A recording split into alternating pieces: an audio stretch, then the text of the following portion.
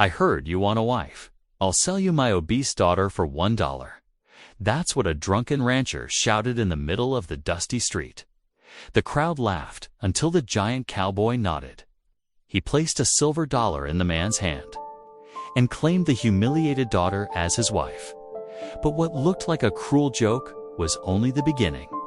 The church bell tolled, the wedding vows were spoken, and whispers spread like wildfire. Soon, jail keys rattled. Railroad men schemed, and even the preacher thundered against them. What started as one shocking act of dignity turned into a fight for land, water, and the right to be loved. Behind the jeers hides a secret more dangerous than anyone dares to admit, because this marriage might hold the power to stop the railroad's grip on the frontier. Will a woman mocked for her size, and a cowboy who chose her anyway, find strength enough to turn shame into honor, or will the West crush them both? Your reactions remind me why these stories matter. If you still believe in the quiet power of love, justice, and truth, then you're part of the reason I keep sharing them. The afternoon sun cast long shadows across Willow Creek's dusty Main Street. Wagon wheels creaked against weathered planks, and the smell of leather and horses filled the air. Karen Whitfield kept her eyes fixed on the wooden sidewalk, trying to make herself smaller, despite knowing it was impossible. Each step beside her father sent splinters of anxiety through her heart. The reek of whiskey rolled off him in waves, making her stomach turn. She'd learned long ago that alcohol turned his cruel streak meaner than a rattler. But there was no refusing when he'd ordered her to accompany him into town. A burst of raucous laughter from the saloon made her flinch. Cowboys fresh off the trail lounged against the hitching posts, their spurs jingling as they shifted their boots. Karen could feel their stares burning into her, and she hunched her shoulders against their judgment. That's when she saw him, Mateo Boone. He stood head and shoulders above the other men. Quiet dignity in his bearing. She'd heard whispers about the giant cowboy who'd recently arrived with a cattle drive. His dark eyes held a gentleness that seemed out of place among the trail-hardened men. Her father suddenly stopped, swaying slightly. The mean glint in his bloodshot eyes made Karen's heart skip. Well, if it ain't the big man himself, he called out, voice thick with mockery. Heard tell you're looking for a wife. Karen's chest tightened as curious onlookers began to gather. She wanted to run, to hide, but her feet seemed rooted to the spot. Her father's next words hit like a physical blow. I'll sell you my fat daughter for $1. He threw his head back and laughed, encouraging others to join in. $1 whole for damaged goods. The laughter that erupted around them felt like needles against Karen's skin. Shame burned hot in her cheeks as tears threatened to spill. This was far from the first time her father had humiliated her publicly, but it cut deep every time. But then something unexpected happened. The crowd's laughter died as Mateo Boone stepped forward, his movement deliberate and purposeful. Without a word, he reached into his vest pocket and pulled out a silver dollar. The coin caught the late afternoon light as he placed it firmly in her father's palm. $1 well spent, Mateo said, his voice quiet but carrying clearly in the sudden silence. She's my wife now. The crowd went still as death. Karen's head spun, certain she'd misheard. But then Mateo turned to her, and the kindness in his eyes anchored her trembling spirit. Miss Whitfield, he said softly, offering his arm. If you'll come with me. Karen stared at his extended arm, hardly daring to breathe. This had to be some cruel joke, another way to mock her. But there was nothing but sincerity in Mateo's steady gaze. With trembling fingers, she placed her hand on his arm. A murmur rippled through the watching crowd as Mateo guided her away from her. Slack-jawed father. They walked in silence down the street, past the general store with its rattling screen door, past the telegraph office where the operator had stepped, outside to watch. Karen felt like she was floating in a dream. except for the solid warmth of Mateo's arm beneath her hand. The whitewashed church at the edge of town stood peaceful against the darkening sky.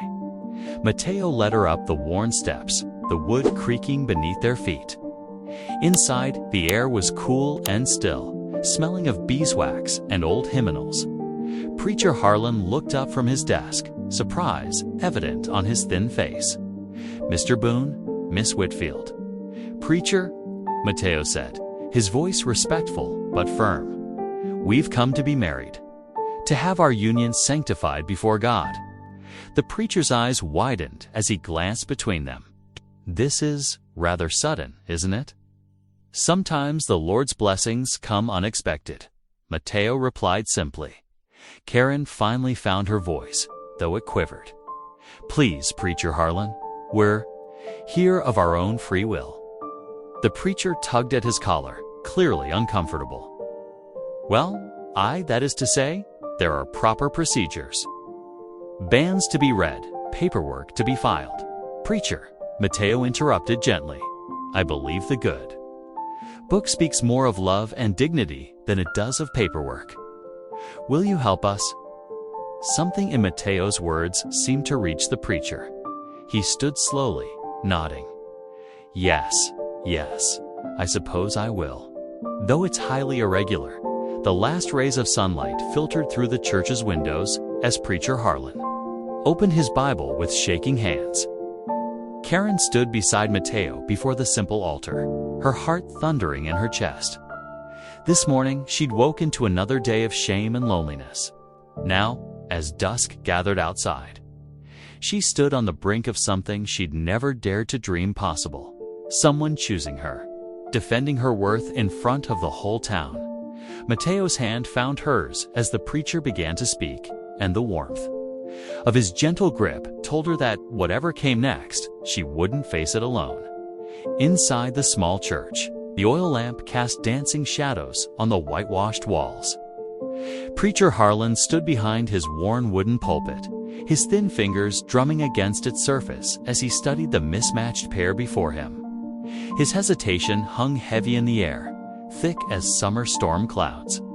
Karen felt her knees weakening, certain that any moment the preacher would refuse them, sending her back to face the town's cruel laughter. But Mateo's broad hand remained steady over hers, his warmth anchoring her like a sheltering oak in a storm. After what seemed like hours, Preacher Harlan cleared his throat. "Well, given the unusual circumstances," he paused, tugging at his collar again before reaching for the worn Bible on his desk. The leather binding creaked as he opened it, the pages rustling in the quiet church. "We'll proceed with the basic ceremony," he announced, his voice carrying a note of reluctance. "Though I must say, this is highly irregular. Most irregular, indeed." Karen's heart thundered so loud she was sure the others must hear it. The lamplight caught the tears gathering in her eyes, making the church shimmer and blur before her. This morning, she'd been nothing but the subject of town gossip and her father's shame. Now she stood here, about to become a wife. "Dearly beloved," Preacher Harlan began, his voice falling into the familiar cadence of ceremony. "We are gathered here in the sight of God." The words washed over Karen like warm rain. When it came time for the vows, her voice quivered like a leaf in autumn wind. "I, Karen Whitfield, take thee, Mateo Boone." Tears slipped freely down her cheeks now, but for once, they weren't tears of shame. Mateo's deep voice remained steady and sure as he repeated his own vows, each word clear and purposeful as morning bells. His hand never left hers, that simple touch promising protection and respect. Then came a moment that made Karen's breath catch. Mateo reached into his vest pocket and pulled out a plain silver band. The simple ring caught the lamplight, throwing tiny sparkles against the church walls. Her eyes widened in surprise. He'd had it all along. As if reading her thoughts, Mateo's gentle eyes met hers. Been carrying this, waiting for the right woman to wear it. His large fingers were surprisingly delicate as he slipped the band onto her finger. It fit as if it had been made for her. "By the power vested in me," Preacher Harlan concluded. Closing his Bible with a soft thump, "I now pronounce you man and wife." The words seemed to echo in the small church, making them real. Karen stood there, hardly daring to breathe. Now a married woman. Mrs. Boone, the thought felt foreign, yet somehow right. Like a key fitting into a lock she hadn't known was there. Outside, the night air cooled her tear-streaked cheeks. Stars had begun to pepper the darkening sky, and crickets sang their evening chorus from the tall grass beyond the churchyard. Karen half expected Mateo to tip his hat and walk away, the joke complete.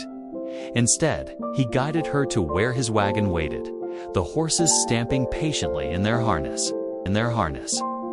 His strong hands helped her up onto the wooden seat with careful respect, nothing like the rough handling she was used to. Once settled beside her, he clicked softly to the horses, and they started down the road leading out of town. The wagon? Wheels turned slowly through the darkness, marking time with every rotation.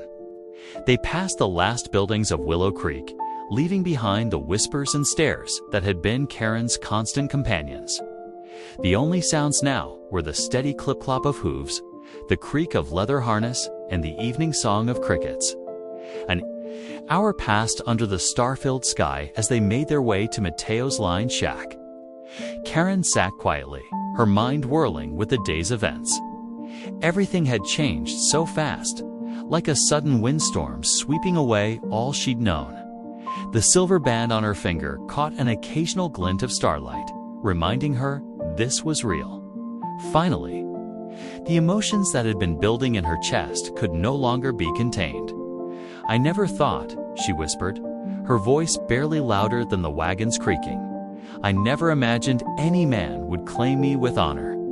The words held years of hurt, of believing herself worthless. Mateo's response came quiet but firm, clear as a church bell on Sunday morning. "I didn't buy you, Karen. I chose you." 5 simple words, but they fell like healing rain on parched earth. Karen felt something shift deep inside her, like a key turning in a rusty lock. For the first time in longer than she could remember, hope bloomed in her heart, fragile as a prairie flower, but just as real. The wagon rolled on through the night, carrying them toward their shared future. Behind them, the lights of Willow Creek faded away, and ahead, stars lit their path home. The wagon creaked to a stop as Mateo drew the horses up before a small structure barely visible in the darkness.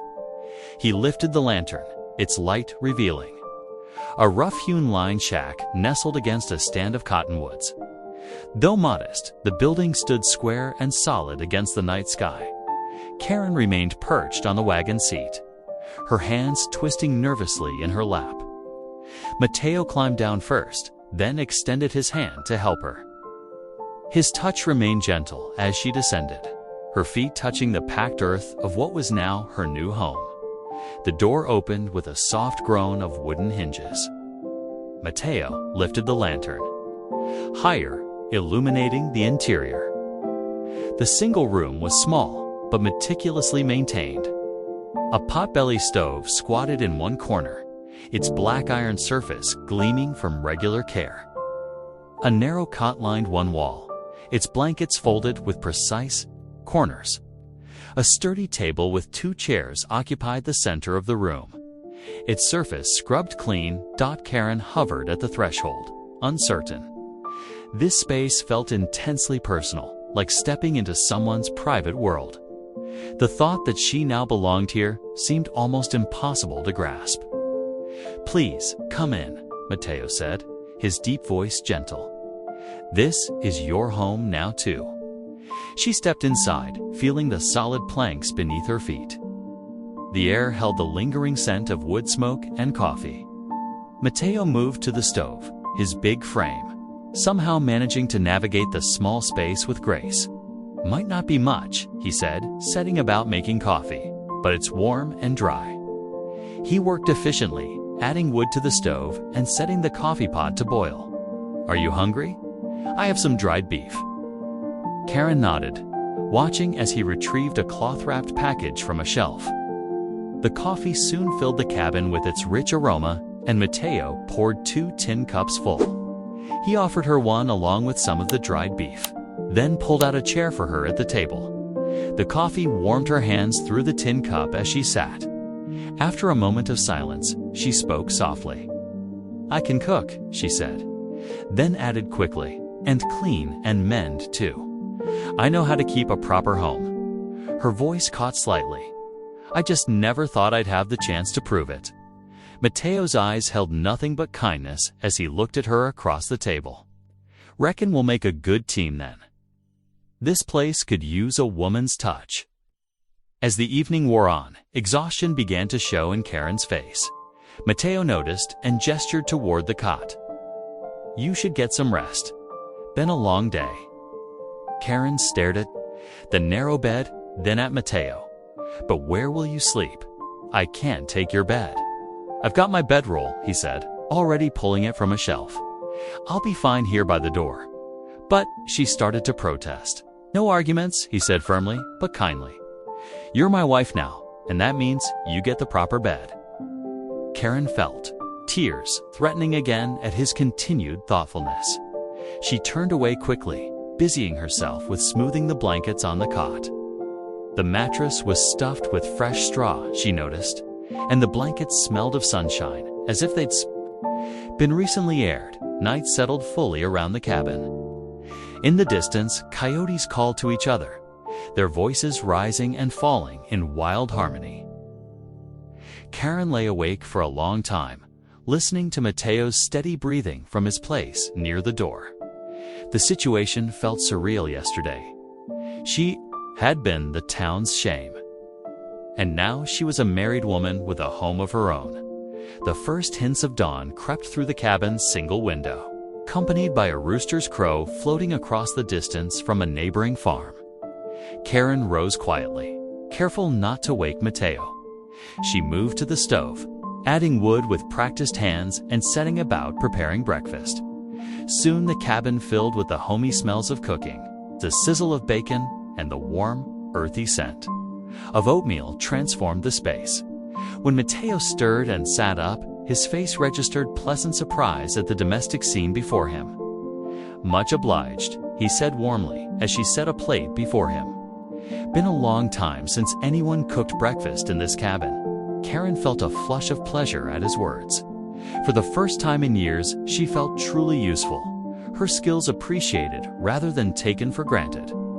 The morning light streamed through the window, catching dust motes in its beam, making the humble cabin feel almost magical. Yet even as she settled into this new routine, anxiety gnawed at the edges of her contentment. What would the town say about this sudden marriage? Gossip traveled fast in Willow Creek, and her father? What would he do when the whiskey wore off and he realized what had happened? The questions lurked in her mind like shadows in corners, threatening the peace of this new beginning. But for now, in the quiet morning light of the cabin, as she watched Mateo eat the breakfast she'd prepared, Karen allowed herself to feel something she hadn't experienced in a very long time, a sense of belonging, of having a proper place in the world. She might not know what the future held, but in this moment, she was a wife in her own home. And that felt like a kind of miracle. The afternoon sun beat down on Willow Creek's dusty main street as Mateo helped Karen into the wagon. They needed supplies: flour, sugar, coffee, and other necessities to properly stock their home. Karen twisted her hands in her lap as they approached town, her wedding ring catching the sunlight. The clip-clop of their horses' hooves drew attention as they made their way down the street. Faces turned, and whispers followed like autumn leaves in the wind. Outside the millinery shop, 2 well-dressed women paused their conversation to stare openly. One whispered behind her gloved hand, while the other's lips curved in a contemptuous smile. "Look at me," Mateo said softly, as Karen's chin dipped toward her chest. His large, calloused hand gently tipped her face upward. "You're my wife now. Hold your head high." Karen swallowed hard and straightened her shoulders, though her cheeks burned at the continued scrutiny. They tied the wagon outside Hanson's General Store, the wooden steps creaking under their combined weight as they entered. The store's bell tinkled above them, announcing their arrival. The familiar scents of leather, coffee beans, and tobacco filled the air. Mrs. Hanson stood behind the counter, her expression carefully neutral as she watched them approach. Several children playing marbles near the candy jars stopped their game to stare at the unlikely couple. Karen felt their curious eyes, but instead of shrinking away, she reached into her basket and pulled out a cloth-wrapped package. "Would you like some cookies?" she asked softly, unwrapping fresh-baked molasses. Cookies she'd made that morning. "I made them myself." The children hesitated only briefly before edging closer. A small girl with braided pigtails was the first to accept a cookie, her face breaking into a gap-toothed smile at the first bite. Soon the others crowded around, their earlier wariness forgotten in the face of homemade treats. "These are real." "Good, ma'am," one boy said between bites, cookie crumbs dotting his shirt front. The sweet moment shattered as the store's door burst open, banging against the wall. Karen's father stumbled in, his face flushed with drink despite the early hour. The children scattered like startled quail. "There you are," he bellowed, pointing an unsteady finger at Mateo. "You think you're clever, don't you?" Taking advantage of a drunken man's foolish words, Mateo stepped slightly in front of Karen, his voice steady and controlled. "Mr. Whitfield, I married your daughter proper, with a preacher and witnesses. There was no advantage taken. Like hell, there wasn't." Karen's father swayed on his feet, his bloodshot eyes wild. "I'm going to the sheriff. He'll put an end to this farce. No legal marriage can come from a drunken joke." The store had grown deathly quiet. Mrs. Hanson stood frozen behind her counter, while other customers pressed themselves against the shelves, watching the scene unfold.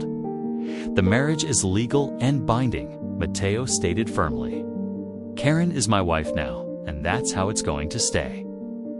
A man near the back of the store cleared his throat. "Mighty convenient timing, wouldn't you say? What would that reservation land?"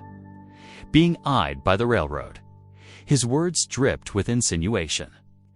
Marrying the daughter of a prominent rancher might help someone hold on to disputed property. Mateo's entire body tensed, though his expression remained carefully neutral. Karen felt as though the floor had dropped out from under her feet. The words struck her like physical blows: railroad, land, property. She looked at Mateo's profile, searching for answers, but his face revealed nothing. "We came for supplies," Mateo said evenly, turning to Mrs. Hanson.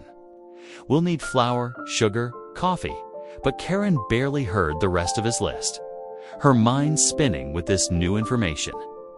The whispers continued around them as they gathered their purchases, her father's drunken threats following them out the door. "This ain't over, Boone," he shouted as they loaded the wagon. "Sheriff Greer will hear about this." The ride home was silent, heavy with unspoken questions. The sun was setting by the time they reached the line shack, painting the sky in shades of orange and purple. Mateo helped Karen down from the wagon, but she didn't move toward the house. Instead, she turned to face him, gathering her courage. "Did you marry me for land?" The words tumbled out, direct and unvarnished. Mateo's dark eyes met hers steadily. "No, Karen. I married you because I saw a good woman being treated cruel, and I knew you deserved better." He took her hands in his touch gentle but firm. "I won't lie, there's trouble coming about my land.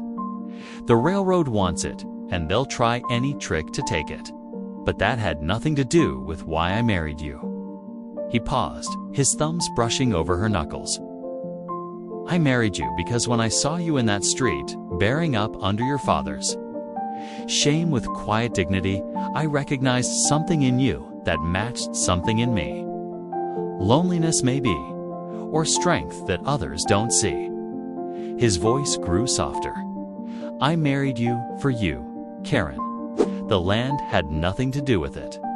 Karen searched his face in the fading light, looking for any sign of deception. She found only earnestness. In his steady gaze, only truth in the gentle way he held her hands. Something tight in her chest began to loosen, even as she recognized that their troubles were far from over.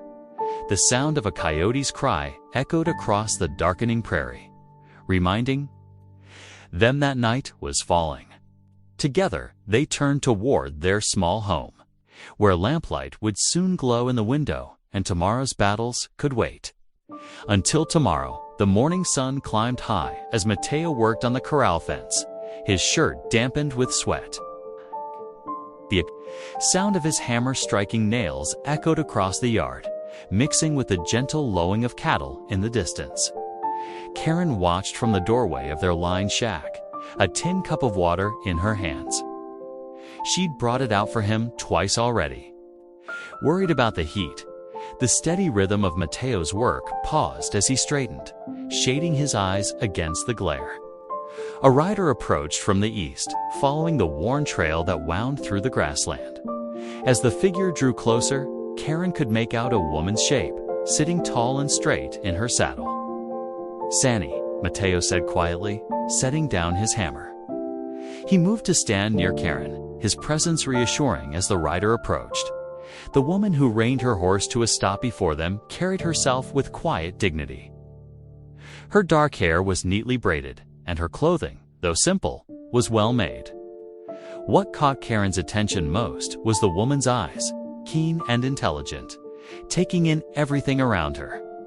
Mateo Boone, Sanny greeted him with a slight nod.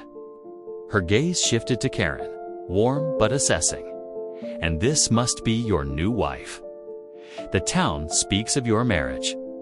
Karen felt her cheeks warm, but Sanny's tone held no mockery, only simple acknowledgement. Won't you come inside? Karen found herself saying, I can brew fresh coffee. Sanny dismounted gracefully, accepting the invitation with another nod. Inside the shack, Karen busied herself with the coffee pot while Mateo and Sanny settled at the small table.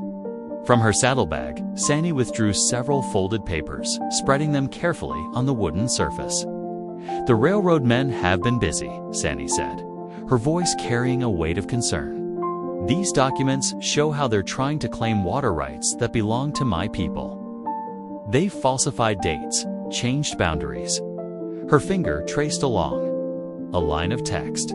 If they succeed, many families will lose access to the streams they depend on. Mateo leaned forward, studying the papers with a furrowed brow.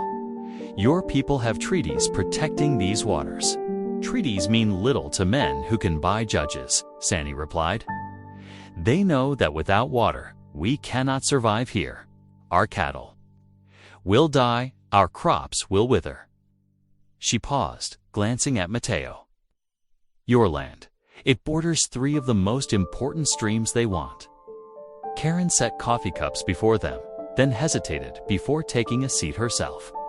To her surprise, Sanny turned to include her fully in the conversation. Sister, Sanny said, the kinship term falling naturally from her lips. Your husband has been a fair neighbor to my people. He understands that water belongs to no one man. Karen startled at being addressed as sister, the respectful term so different from the cruel names she'd grown accustomed to hearing. Something warm bloomed in her chest. The railroad will not stop at water rights, Mateo said grimly. They'll want the land too. All of it. Yes, Sanny agreed. And they have many ways to pressure those who stand against them.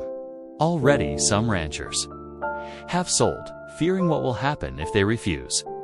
Karen watched her husband's face, seeing the gravity of the choice before him. Standing with the Ute people meant making powerful enemies, risking everything they had, small though it might. be? You must have ridden far, Karen said suddenly. Would you stay for supper? I could make a proper meal. Sunny's face softened with a smile. I would be honored. As the afternoon mellowed toward evening, Karen found herself moving with new purpose. In the small kitchen area, she mixed biscuits, prepared a stew with dried beef and vegetables, and even found dried apples to stew for dessert. The familiar tasks of cooking settled her nerves as she listened to Mateo and Sandy continue their discussion of water rights and railroad tactics. When darkness fell, they lit the lamps and gathered around the table. Sandy complimented the food, sincerely, and as they ate, she began sharing stories of her people, tales of the mountains, of ancestors who had lived in these valleys for countless generations.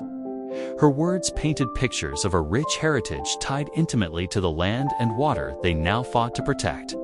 To Karen's own surprise, she found herself laughing at one of Sandy's stories about her children's attempts to catch fish with their bare hands. The sound of her own laughter in front of a stranger startled her. She couldn't remember the last time she'd felt comfortable enough to laugh freely with anyone except Mateo. They talked late into the night, the lamp flames casting dancing shadows on the walls. Sandy spoke of her two children, of teaching them their traditions while also ensuring they could read the white man's documents and understand their rights.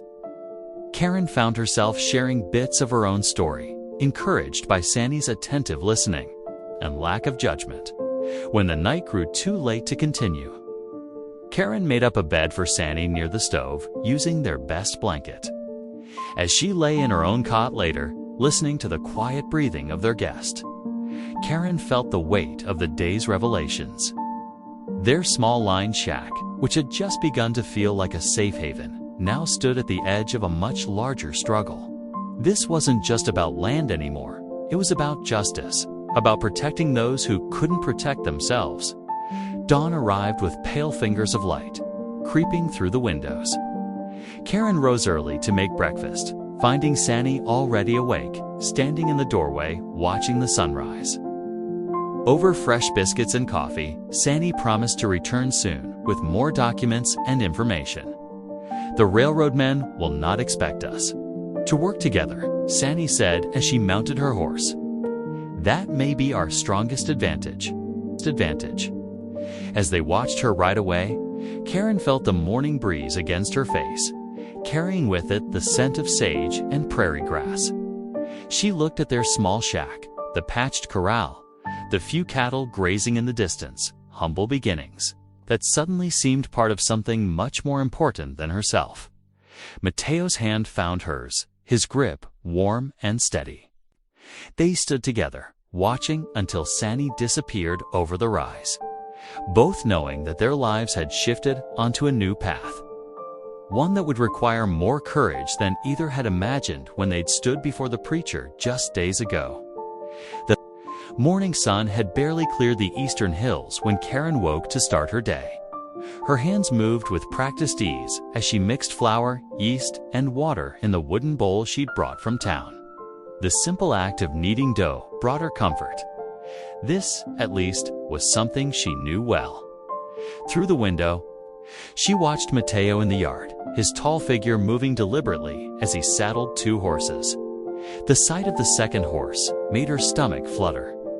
She'd insisted last night that she could ride, wanting to be useful to see more of their land.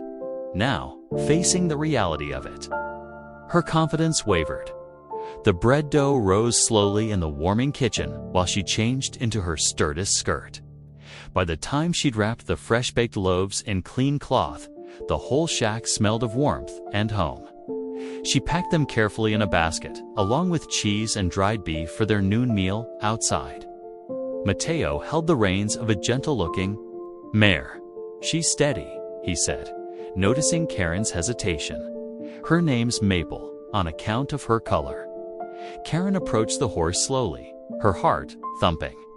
Maple turned a liquid brown eye toward her, ears pricking forward with interest. The mare's coat did indeed remind her of maple wood, rich and warm in the morning light. I reckon I'm too heavy, Karen whispered, voicing her deepest fear. Mateo shook his head firmly. Maple's strong. She's carried heavier loads up mountain trails. His voice held no judgment, only patience. With Mateo's help, Karen gathered her skirts and put her foot in the stirrup. Her first attempt to mount ended in an ungraceful scramble, but Mateo's strong hands steadied her. Finally, she settled into the saddle, gripping the reins so tight her knuckles whitened. "Breathe," Mateo reminded her softly. "Maple knows her job." They started slow, Mateo leading them along the fence line that marked their property. The morning air carried the scent of sage and prairie grass. Gradually, Karen's death grip on the reins loosened. She began to feel the rhythm of Maple's walk, to trust the mare's sure steps.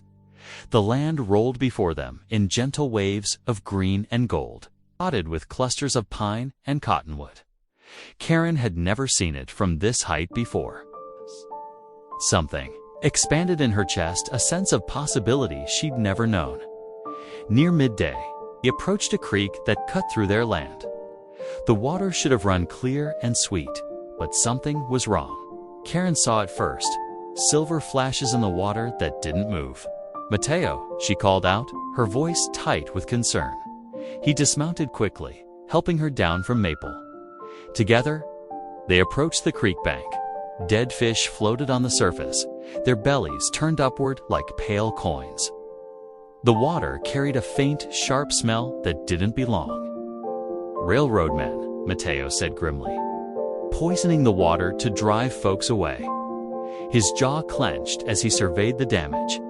Karen's eyes filled with tears as she remembered Sandy's children, the families who depended on this water.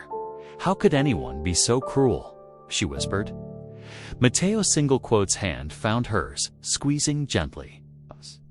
"Is why we fight," he said simply. They rode on, marking where the poisoned water began and ended. By noon, they reached a grove of cottonwoods offering welcome shade. Karen spread their simple meal while Mateo tended to the horses. After they'd eaten, Mateo reached into his saddlebag and pulled out something wrapped carefully in soft cloth. Karen watched, curious, as he unveiled a fiddle, worn smooth with age and care. "It was my father's," he explained, positioning it under his chin. The first notes floated through the grove, sweet and clear. It was a gentle tune that spoke of loneliness and hope. Without thinking, Karen began to hum along, finding the melody, natural as breathing. Mateo's playing paused for just a moment, then continued, encouraging her. Slowly, Karen let words join her humming, an old hymn her mother had sung years ago. Her voice trembled at first, thin with nervousness, but grew stronger with each verse. When the song ended, she opened eyes she hadn't realized she'd closed. Mateo was watching her with something like wonder on his weathered face. "I've prayed to hear music in my home again," he said softly. "After my family passed, the silence was harder than the work, harder than the loneliness." He carefully the fiddle, "Your voice is a gift, Karen." They rode home as the sun westered, tired but content in each other's company. Karen felt different somehow, steadier, more certain of her place in the world. The afternoon light turned the prairie to gold around them, and she sat straighter in her saddle, no longer afraid of falling. Back at the shack, Karen stirred a pot of stew while Mateo sat at the table, writing by lamplight. She recognized the careful way he formed his letters, knowing the note was for Sandy. When he finished, he read it aloud to her, a pledge to stand against the railroad's fraud, to protect the water rights of all who depended on it. As she listened, Karen felt something settle in her heart. This small shack, this plot of land, it wasn't just shelter anymore. It was a stand for justice, a place where different peoples could come together in common cause. For the first time in her life, she belonged to something larger than her own. Fears and doubts, the stew simmered, filling the shack with savory warmth. Outside, crickets began their evening song, and somewhere in the distance, a coyote called to its mate. Karen watched Mateo seal the letter, her heart full of quiet certainty. Whatever challenges lay ahead, they would face them together. The Sunday morning sun painted Willow Creek in soft gold as church bells echoed across the valley. Karen stood before the small mirror in their shack, smoothing her blue cotton gown with trembling hands. She'd mended it carefully the night before, determined to appear respectable. The fabric was worn but clean, like her spirit, weathered, but holding together. "You look fine," Mateo said, quietly from the doorway. He cut an imposing figure in his best black coat, his dark hair neatly combed. Karen's fingers worried at the silver band on her finger. "They'll all be watching," she whispered. "Let them watch." Mateo's voice was gentle but firm. "You've nothing to be ashamed of." The wagon ride to town was silent, save for the steady clip of hooves and the creak of wheels. Karen clutched a basket of fresh-baked cookies on her lap, hoping the simple offering might ease some hearts. As they approached the whitewashed church, she saw townsfolk gathering, Sunday best gleaming in the morning light. Mateo helped her down from the wagon, then offered his arm. Karen gripped it like a lifeline as they climbed the wooden steps. Murmurs started immediately, a rising tide of whispers that followed them through the door inside. The church smelled of polish and pine. Sunlight streamed through plain glass windows, catching dust motes in golden beams. Karen felt every eye upon them as Mateo guided her to a pew near the middle. She kept her gaze forward, though her cheeks burned. A flash of movement caught her. Attention, Sandy slipping quietly into a seat nearby, her children beside her. The Ute woman's presence seemed to intensify the congregation's unease. More whispers rustled through the room like dry leaves. Preacher Harlan mounted the pulpit, his thin frame rigid with disapproval. He opened his Bible with sharp movements, then raised his voice to fill the sanctuary. "Brothers and sisters," he began, "we gather today to hear God's truth about sacred marriage." His eyes swept the congregation, lingering pointedly on Karen and Mateo. "The Lord warns us against mock marriages, unholy unions formed in haste or worldly desire." Karen's hands twisted in her lap. Each word fell like a stone, building walls of judgment around her. And what of foreign entanglements? The preacher's voice rose higher. "Those who would blur the lines God Himself has drawn between peoples. Who would risk the very fabric of our community for strange alliances?" Though he named no names, his meaning was clear as creek water. Karen felt the weight of stares, some curious, some hostile, all heavy with judgment. She fought the urge to shrink into herself, remembering years of hiding from such looks. But something had changed in her. The memory of Mateo's quiet strength, of Sandy's dignified friendship, steadied her spirit. She lifted her chin slightly, focusing on the cross, hanging behind the pulpit rather than the faces around her. The sermon seemed to last for hours. When finally the last hymn faded, Karen reached for her basket of cookies.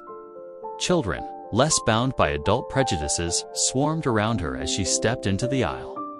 Their eager faces and grabbing hands brought the first smile to her face that morning. "Thank you, Ms. Boone," piped a small girl, crumbs dotting her chin. The simple use of her married name warmed Karen's heart as the children's enthusiasm drew their mothers closer. The atmosphere shifted, subtly. Women who had held back now stepped forward, making cautious conversation about recipes and weather.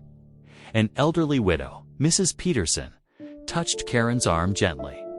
"Those cookies remind me of my mother's," she said, her worn face kind.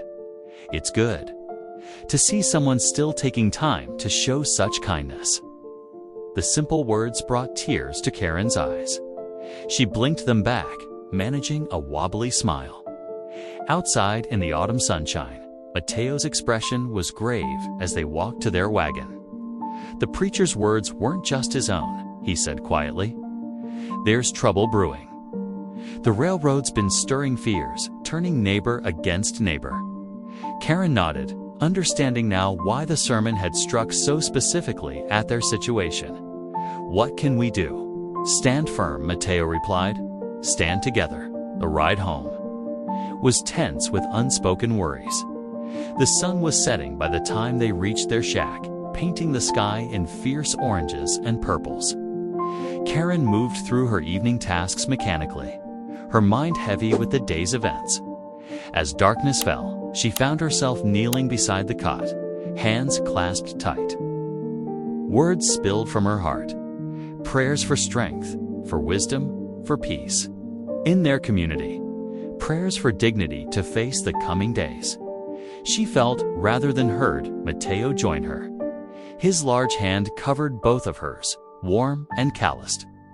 Together, they knelt in the fading lamplight, their whispered prayers mingling in the quiet room. For the first time since she was a child, Karen felt truly connected to something higher than herself. Here, beside her chosen husband, speaking her heart's truth to God, she sensed she was finally being heard. Her prayers weren't the desperate pleas of a shamed girl anymore, but the steady petitions of a woman finding her worth. The lamp burned low, shadows deepening around them. Still they knelt, hands joined, until the last light faded to silver through the window. In that holy darkness, Karen felt peace settle over her like a warm shawl. Whatever trials lay ahead, she was no longer facing them alone. Morning sunlight streamed through the shack's window as Karen kneaded dough on the rough wooden table. A knock at the door made her heart leap, not with fear as it once would have, but with joy. She opened it to find Sanny standing there, her two children peeking around her skirts. "Welcome, sister," Karen said warmly, the words still new but precious on her tongue. The children darted inside, their quick feet pattering on the plank floor. "Something smells good," Sanny observed, setting down her basket of dried herbs. "Stew's been simmering since sunrise," Karen replied, proud of the rich aroma filling the small space. Plenty for all. The children, 8-year-old Joseph and 6-year-old Sarah, had already discovered the cookie jar Karen kept filled these days. Their mother gave them a gentle scolding in Ute, but Karen laughed and waved away her concern. "Let them be," she said. "It does my heart good to hear little feet running about." Outside, Matteo's steady rhythm of tool sharpening provided a backdrop to their conversation. The scrape of the whetstone against metal mixed with birdsong and children's laughter as Joseph and Sarah chased each other around the yard. Karen and Sanny settled at the table, grinding herbs together in a stone mortar. The earthy scent of sage and yarrow filled the air as they worked, trading stories and wisdom. Sanny taught Karen the traditional uses of each plant, while Karen shared her mother's remedies passed down through generations. "Your hands know the way," Sanny observed as Karen expertly crushed the dried leaves, like they remember from long ago. Karen paused, touched by the words.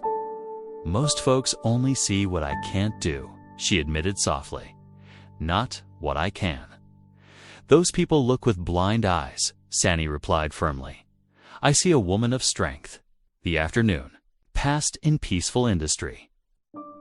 As dusk approached, Karen set about preparing their shared supper.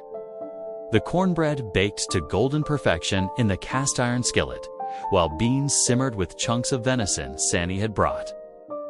The simple meal filled the shack with mouth-watering aromas. Matteo came in from his work, washing up at the pump outside before joining them. The children had worn themselves tired playing and sat quietly at the table, eyes wide at the feast Karen set before them. She felt a surge of pride seeing their eager faces. "Blessing first," Matteo reminded gently. They joined hands around the table, Matteo's large weathered ones, Sanny's skilled fingers, the children's small palms, and Karen's own work-reddened hands. Each spoke thanks in their own way, the languages weaving together like a tapestry of gratitude. The meal was filled with quiet contentment and appreciation. When the plates were cleared, Matteo brought out his fiddle, unwrapping it carefully from its cloth covering. It gleamed in the lamplight as he tucked it under his chin. The first notes floated through the air. It's a simple melody that spoke of home and heart. Without thinking, Karen began to hum along. The tune was familiar, an old hymn her grandmother had sung. To her surprise, words rose naturally to her lips, and she began to sing. Her voice, clear and true, filled the small space. Then Sandy's voice joined in, adding harmony in her own tongue. The blended music transcended language, creating something new and beautiful. The children swayed, sleepy-eyed but smiling. Through the open window, Karen noticed movement. Neighbors passing by had stopped to listen, their faces softened in the gathering darkness. Even old Mr. Jenkins, known for his sour disposition, leaned against his walking stick with a gentle expression. Karen's heart swelled. In that moment, she wasn't the girl who had been sold for $1. She was a woman surrounded by family, different from what she'd imagined, perhaps, but no less real for that. Her voice soared stronger, joy making it rich and full. The peaceful scene shattered as hoofbeats thundered past. A rider reined up hard, sending gravel flying. "Railroad surveyors," he shouted, his voice urgent. "They're coming tomorrow with papers claiming water rights all along the creek." The music died away. Mateo's jaw clenched, his fingers tightening on the fiddle bow. Sandy drew her children close, her face grave in the lamplight. The neighbors outside murmured and drifted away, their briefly softened expressions hardening. Again, fear clutched at Karen's throat, threatening to steal her voice once more. All the happiness she'd just tasted, would it be snatched away?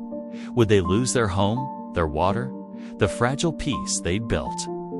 Later, after Sandy and her children had gone home, Karen lay in her cot, unable to sleep. The night pressed close around the shack, full of uncertain shadows. She reached out in the darkness until her fingers found Mateo's hand where he rested on his bedroll. His grip was warm and solid, anchoring her against the tide of worry. She held on tight, determined not to let go of all they'd built together. The evening song still echoed in her memory, a reminder that beauty could exist even in unlikely places, if you were brave enough to create it. "We'll stand firm," Mateo whispered in the darkness, echoing his words from the day before. Together, Karen squeezed his hand in response. She would not let fear silence her again. Not now that she had finally found her voice, her place, her family. Whatever tomorrow might bring, she would face it standing tall beside her husband. Singing her truth to the world, dawn painted the Colorado sky in streaks of pink and gold. As Karen and Mateo rode toward Willow Creek, the morning air held an autumn chill, making Karen pull her shawl tighter around her shoulders. Their horses' hooves kicked up dust from the dry road, creating small clouds that drifted away on the breeze. "Whatever happens," Mateo said quietly, "remember you're my wife before God and man both." Karen nodded, trying to still the trembling in her hands. The reins felt slick against her sweaty palms. She'd grown more confident on horseback these past weeks, but today, fear made her movements stiff and uncertain as they approached the sheriff's office. Karen spotted several fine carriages lined up outside. Men in expensive Eastern suits stood on the boardwalk, their polished boots and gold watch chains gleaming in the early light. Her stomach twisted when she recognized her father among them. His face already flushed with morning whiskey, Mateo dismounted first, then helped Karen down with gentle hands. Together, they climbed the wooden steps to the sheriff's office. The floorboards creaked beneath their feet as they entered. Inside, Sheriff Greer lounged behind his desk, boots propped up on the scarred wood. Railroad men in dark coats huddled. A round map spread across a side table, marking boundaries with bold strokes. The room smelled of tobacco smoke and leather, oak and leather. Well, well, Sheriff Greer drawled, letting his boots drop to the floor. "If it ain't our local charity case and his acquisition." His lips twisted in an ugly smile. Karen's father pushed forward, whiskey fumes rolling off him. "That ain't no proper marriage," he spat. "She was sold like livestock, and livestock she remains." Karen's cheeks burned hot with shame. But she forced herself to stand straight beside Mateo. His steady presence gave her strength, even as her heart pounded against her ribs. "The marriage is invalid," Sheriff Greer announced, producing a document. From his desk, made under duress, it was no better than fraud. He gave Mateo a cold stare. "And interfering with legal railroad claims? That's a serious offense." "We were wed before God," Mateo said quietly but firmly. His voice carried through the room like distant thunder. "The preacher witnessed our vows. The marriage is true and binding." Karen felt something rise within her, a courage she didn't know she possessed. Her voice shook but grew stronger with each word. "I chose Mateo freely. That night and every day since." She lifted her chin, meeting her father's bloodshot eyes. "I am his wife, not livestock to be traded." The room fell silent. Even the scratching of the surveyor's pencils stopped. For one heartbeat, Karen thought she saw uncertainty flicker across the sheriff's face. Then the moment shattered. "Get him in chains," Sheriff Greer barked to his deputy. "Maybe a few days in jail will teach him to respect progress." "No, car." N cried as two men grabbed Mateo's arms. He didn't resist, but his eyes locked with hers, full of apology and determination. The sound of chains rattling filled the small office as they shackled Mateo's wrists. Karen reached for him, but her father yanked her back roughly. "Please," she begged, looking from face to face. "He's done nothing wrong. We only want to protect our home." The sheriff turned away, ignoring her pleas. The railroad men bent back over their maps as if she'd become invisible. Only the deputy showed a flash of sympathy as he led Mateo toward the cells in back. Karen followed as far as they would let her, tears blurring her vision. The iron door clanged shut with horrible finality. Through the bars, Mateo's large hands gripped the metal. "Be strong," he whispered. "God sees the truth." Stumbling back outside, Karen sank to her knees on the boardwalk. Her legs wouldn't hold her anymore. She pressed her hands together and began to pray aloud, her voice carrying in the morning air. "Lord, give us strength. Show your justice. Protect those who stand for truth." Townsfolk gathered, drawn by the commotion. Some turned away, hurrying past with averted eyes. Others lingered, shifting uncomfortably. Karen saw Mrs. Peterson, who had smiled at her cookies in church, press a handkerchief to her mouth. Old Mr. Jenkins leaned on his cane, guilt-ridden, plain across his weathered face. But no one stepped forward. No one spoke up. The sun climbed higher as Karen knelt there, praying through her tears. Finally, she forced herself to stand. Her legs shook as she mounted her horse for the long ride. Homee. Achmile stretched endless before her. The afternoon light slanted gold across the prairie grass, but Karen saw no beauty in it now. Her horse plodded steadily onward while she slumped. In the saddle, feeling the weight of loneliness pressed down upon her shoulders. The shack looked small and dark as she approached. No smoke rose from the chimney. No warm welcome waited inside. Karen's hands trembled as she unsaddled her horse and led it to the corral. Night crept in as she moved through the empty rooms, lighting the lamp with numb fingers. The flame cast wavering shadows on the walls. Karen sank to her knees beside. The cot where she slept was the same spot where she and Mateo had prayed together so many evenings. Now she wept into her hands, shoulders shaking with silent sobs. "Please, Lord," she whispered between gasps for breath. "Don't let them take him." From me, don't let them destroy what we've built." The night pressed close around the little shack. Through her tears, Karen could see the silver dollar on the shelf, the one Mateo had used to claim her as his wife. It gleamed in the lamplight, a reminder of the moment her life had changed forever. She wept until no more tears would come, her prayer continuing even as her voice failed. The lamp burned low, its light barely holding back the darkness that seemed to gather at the edges of her world. Morning crept into the line shack through weathered windows, finding Karen asleep on her knees beside the cot. Her eyes fluttered, open, swollen and red from crying. The rooster's crow pierced the dawn silence, reminding her that a new day had begun despite her grief. She rose stiffly, her joints protesting from hours spent in prayer. The empty shack seemed to echo with loneliness, but Karen forced herself to move toward the stove. Her hands trembled as she built up the fire, but determination sparked in her heart alongside the flames. "I won't let them win," she whispered, reaching for flour and lard. Not without a fight. Soon, the shack filled with the sweet aroma of baking as Karen worked steadily, rolling out crusts and filling them with preserved apples and dried berries. She had learned long ago that food could open hearts when words failed. 6 golden brown. Pies cooled on the windowsill as the morning advanced. Loading them carefully into her basket, Karen saddled her horse for the ride to town.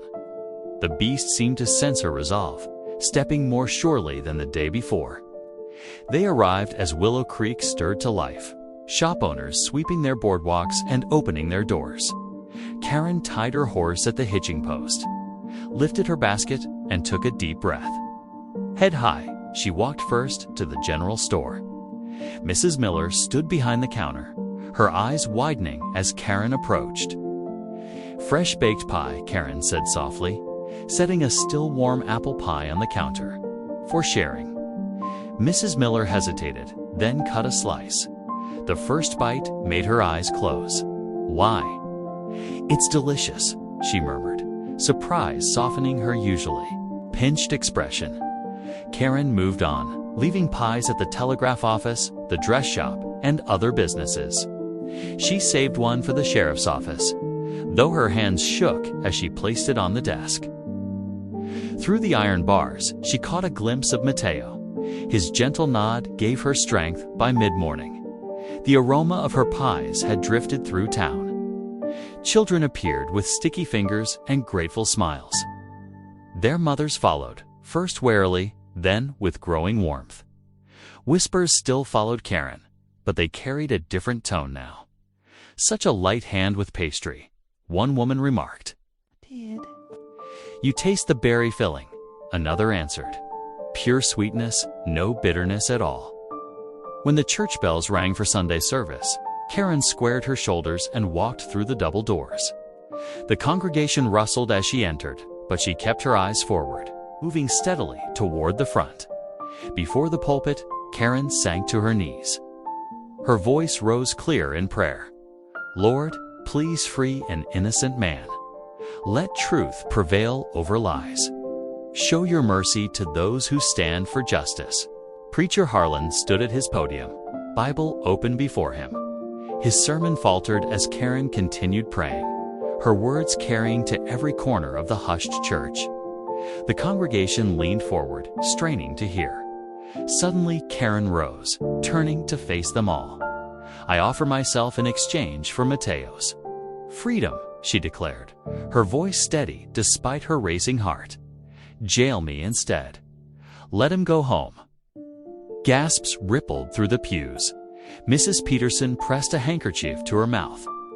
Several men shifted uncomfortably in their seats. Preacher Harlan's hands gripped his Bible so tight his knuckles showed white. After the service, as people filed out, 3 widows approached Karen where she stood beneath the oak tree. Mrs. Henderson, who had lost her husband to fever to winters past, spoke first. "We've seen how you care for those children," she said quietly. "How you've made that lined shack into a real home. No bought wife could do that." Only love could. The other widows nodded. "We'll speak for you," promised Mrs. Taylor, "about the kindness we've seen." As afternoon shadows lengthened, Sandy arrived at the church steps, her dark eyes bright with purpose. From her satchel, she drew several documents bearing official seals. "The elders have signed their testimony," she explained, showing Karen the affidavits. "These prove the railroad men forged dates on water rights agreements. They backdated papers. After our people had already registered their claims, hope fluttered in Karen's chest as she studied the documents. "Will you come to the shack tonight?" she asked. "We need to plan how to present this evidence." Sandy nodded. "I will bring others who have witnessed the fraud." That evening, lamplight glowed from the lined shack's windows well past sunset. Inside, Karen served coffee while Sandy spread papers across the rough wooden table.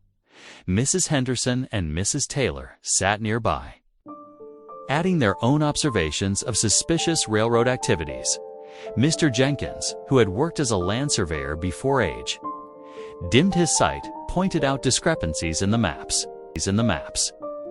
"See here," he said, tracing a wrinkled finger along creek lines. "These boundaries were changed after the original filing. I'd stake my reputation on it." Karen moved between their guests, refilling cups and listening intently to each detail. Though exhaustion dragged at her limbs, she felt stronger than she ever had before.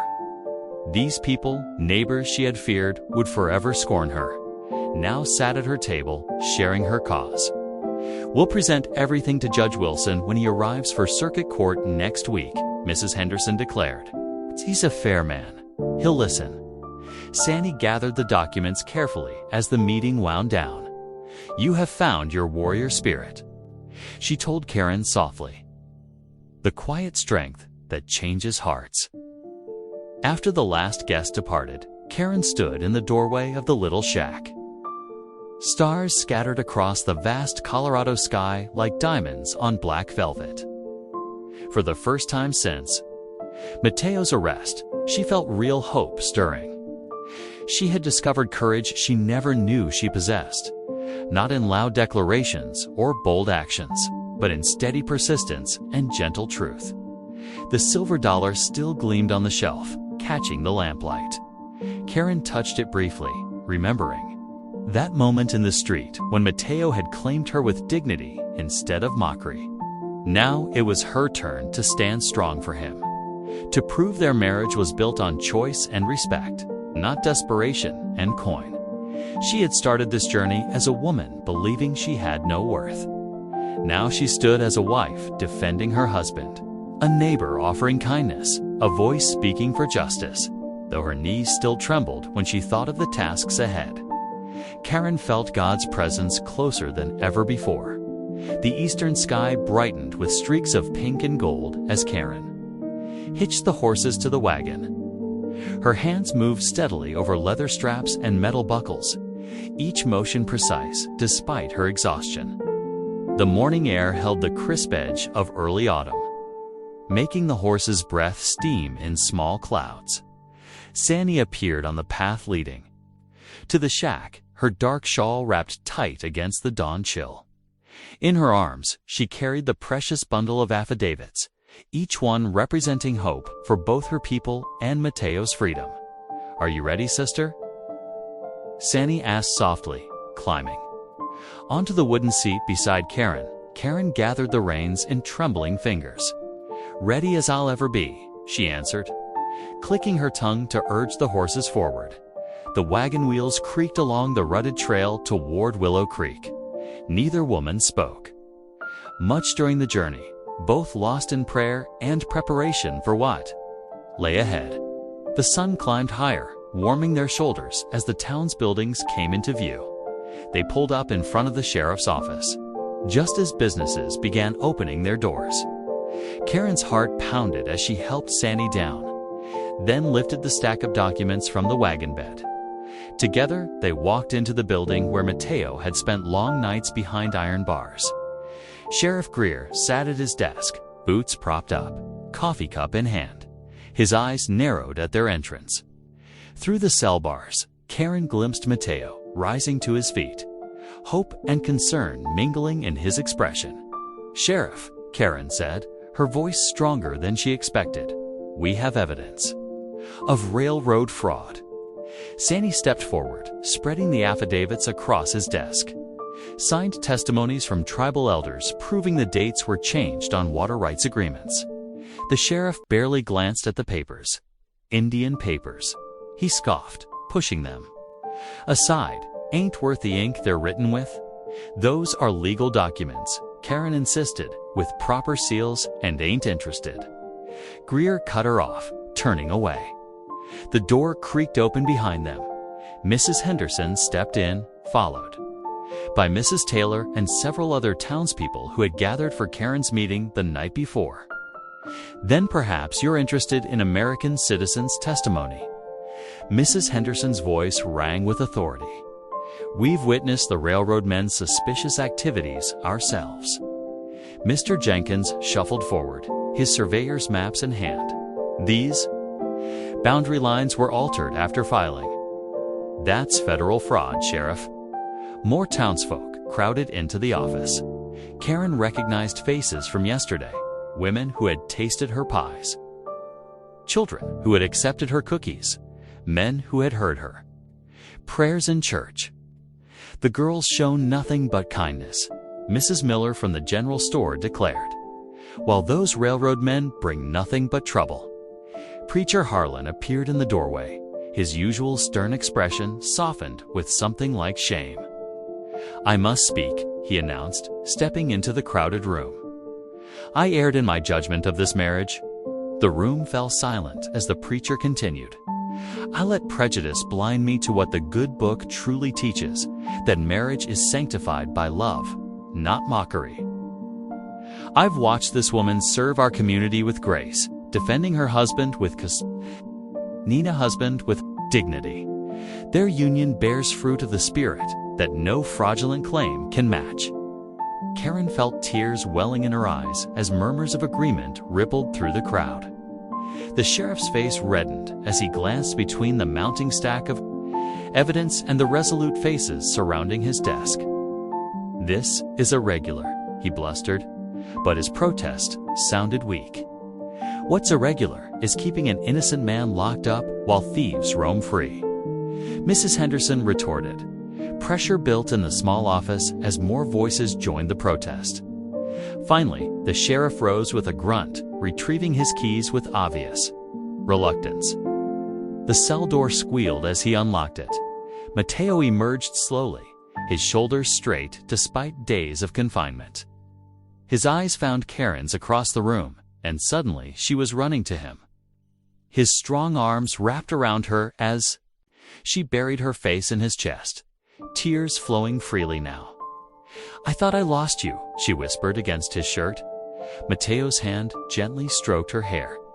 "You gave me back more than freedom," he murmured. "You gave me a family." A commotion at the door drew their attention. Karen's father stood there, face purple with rage. He took in the scene, his daughter embracing Mateo, the supportive crowd. The evidence of railroad fraud spread across the sheriff's desk. Understanding dawned in his bloodshot eyes. His power over the town, built on whiskey and bitter alliances, had crumbled with a curse that made several women gasp. He spun and fled, nearly knocking over 2 railroad men who had arrived to investigate. The gathering, it took one look at the affidavits, the determined faces, and the reunited couple. Without a word, they retreated, their fraudulent schemes exposed to the light of truth.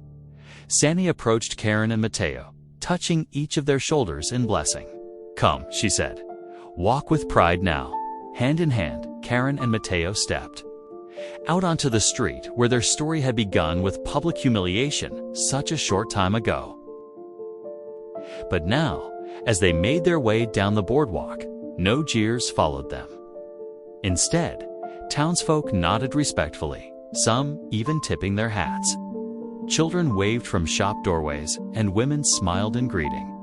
The morning sun bathed the street in golden light as Karen walked beside her husband, her head held high.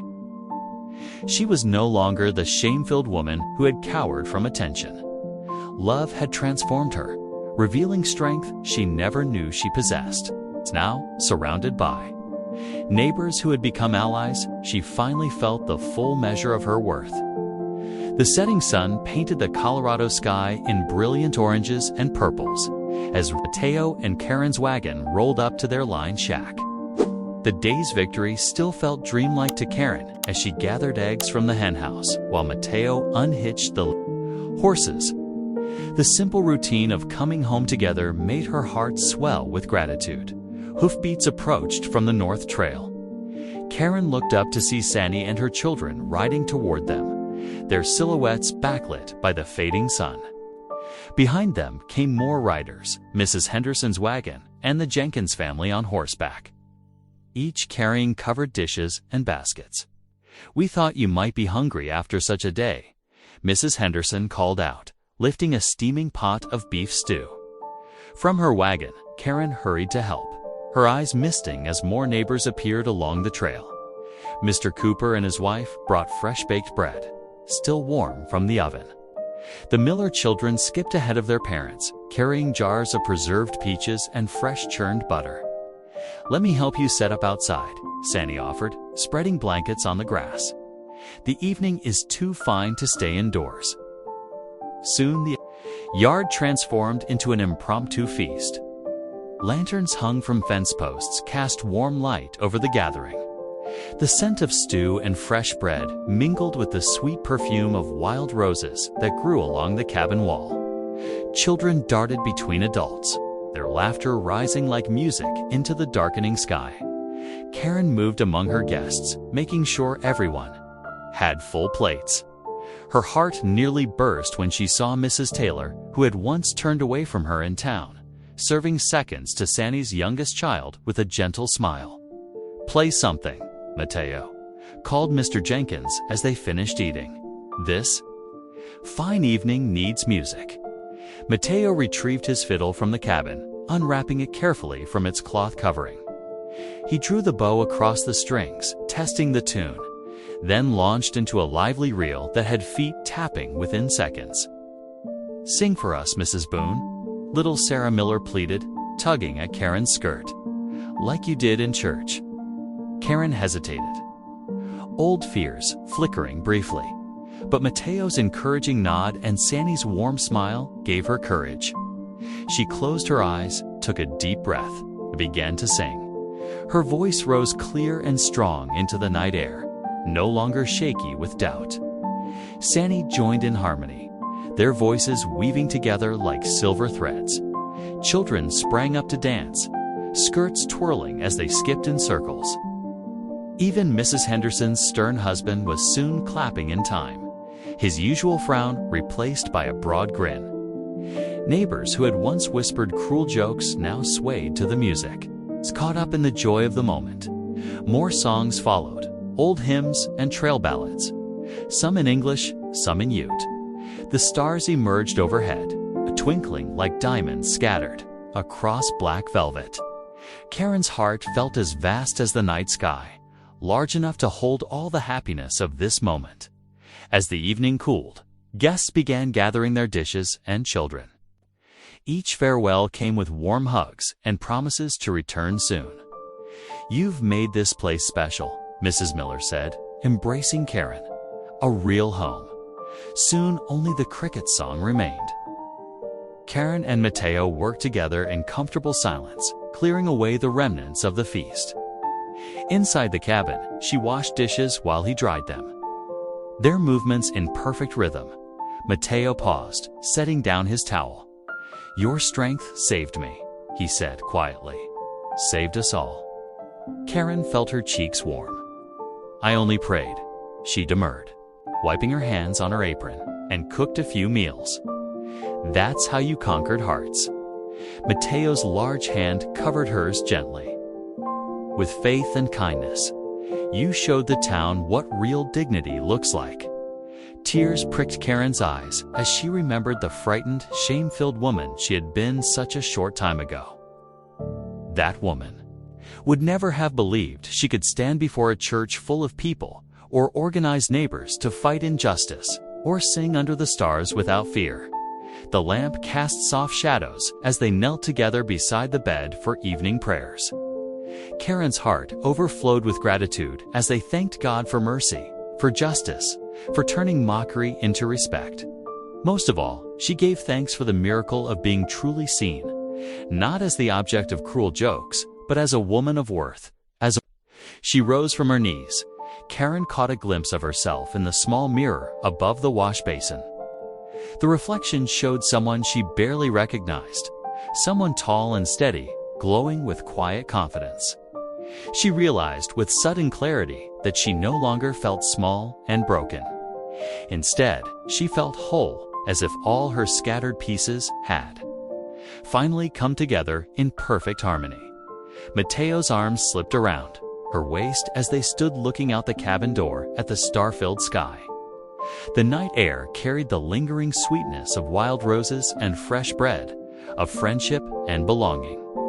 Karen leaned her head against his shoulder, at peace with who she was and where she belonged. In the distance, a whippoorwill called, its song echoing across the Colorado hills. The sound seemed to carry all the joy of the evening, the music, the laughter, the fellowship of neighbors become friends. Karen's heart echoed the bird's song, full of gratitude for this place, this moment, this life that had transformed from burden to blessing. The autumn days settled into a gentle rhythm at the Boone homestead. Morning light found Mateo mending fences alongside Mr. Jenkins and the Cooper boys, their hammers ringing across the golden prairie. The men worked steadily, sharing stories and water from ceramic jugs as they strengthened the boundaries that now united rather than divided their lands. Karen's chickens scratched contentedly in the yard while she kneaded bread dough in the kitchen, humming hymns as she worked.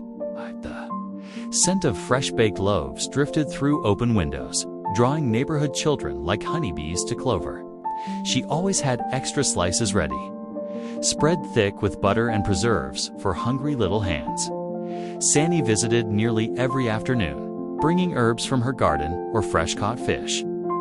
Her children played tag with the Miller youngsters in the tall grass, their laughter carrying on the warm breeze. The women sat in the shade of the cottonwood tree, talking of plans to plant vegetables along the creek banks. Come spring, squash and corn and beans that would feed all their families. On Sundays, Karen no longer huddled in the back pew.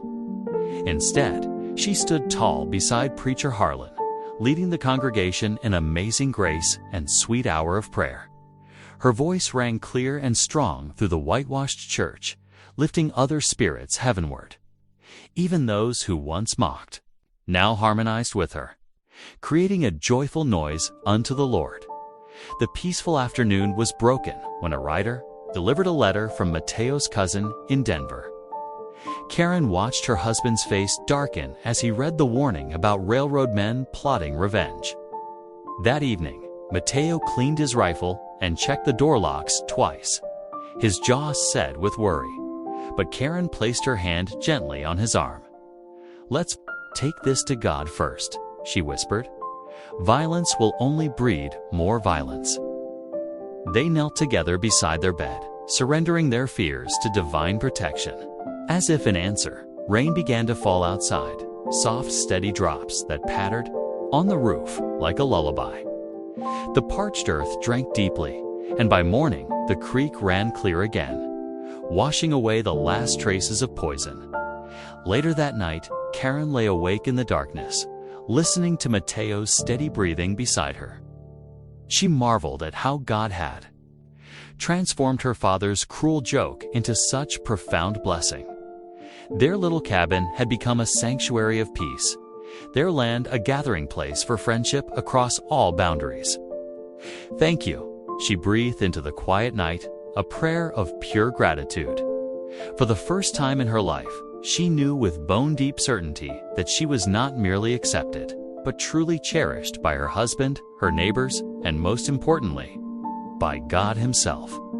Golden light spilled across the valley as dawn broke over the Colorado hills. Inside the line shack, Karen stirred to the familiar aroma of coffee and the sound of Mateo's deep voice humming an old hymn by the potbelly stove. The floorboards creaked softly beneath her feet as she rose, wrapping a shawl around her shoulders. "Morning." Mateo smiled, pouring her a steaming cup. His eyes held warmth that still made her heart flutter. Even after these months together, they stepped outside together, the rising sun warming their faces.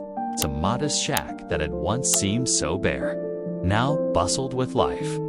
Chickens pecked contentedly in the yard, scratching between rows of herbs Sandy had helped them plant. The morning air carried the sweet scent of late summer flowers and fresh-baked bread. Cooling on the WINDOWSILL.HOOFBEATS approached along the dirt road, drawing their attention. A rider trotted up, dust rising from his horse's hooves. "Got news?" "From town," he called out, tipping his hat. "Railroad men packed up and left yesterday. Said they won't press claims, not with everyone standing together like they are." Mateo's hand found Karen's, his fingers intertwining with hers. "This is our land," he declared, his voice steady and sure. "Our home and our future." The words settled over them like a blessing. That evening, lantern lights spilled from every window as neighbors gathered to celebrate. The small cabin swelled with fellowship and joy. Karen's stew bubbled on the stove while children chased each other through the yard.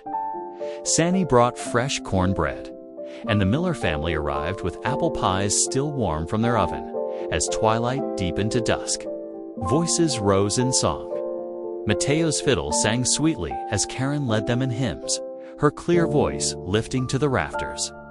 Little ones twirled and skipped, their faces glowing with delight. The room filled with a kind of warmth that had nothing to do with the stoves. Heat. When the last guest had gone home, Karen and Mateo knelt together beside their bed as they did each night. Tears glimmered in Karen's eyes as they thanked God for his mercy, for turning mockery into redemption, loneliness into family, shame into dignity. She rested her head against Mateo's strong shoulder, peace settling deep in her soul. "Not bought," she whispered, her voice thick with emotion. "Not shamed. Chosen by God's providence and your heart." The lamplight cast soft shadows as they held each other, their little home a sanctuary of grace, their love a testament to divine redemption. Thanks for watching. Stories like this shape us in ways we don't always expect. If something resonated, subscribe. I'm back tomorrow with another one worth hearing.